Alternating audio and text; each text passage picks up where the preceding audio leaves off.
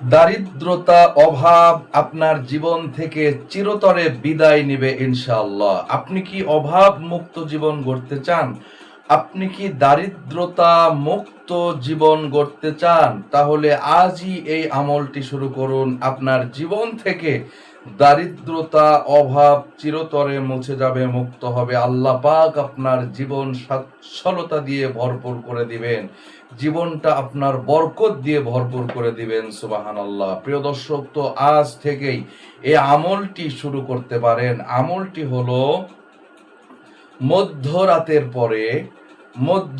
পরে 2 রাকাত নফল নামাজ আদায় করে ইয়া ওয়াহাবু ইয়া ওয়াহাবু 7 বার পাঠ করবেন।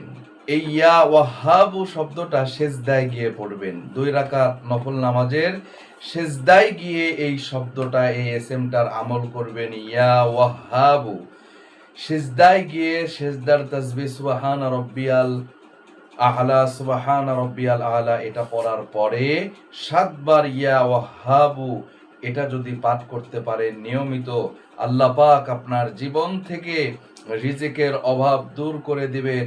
আল্লাহ পাক আপনার জীবন থেকে অভাব মুক্ত করে দিবেন। আল্লাহ পাক আপনার জীবন থেকে দারিদ্রতা মুক্ত করে দিবেন।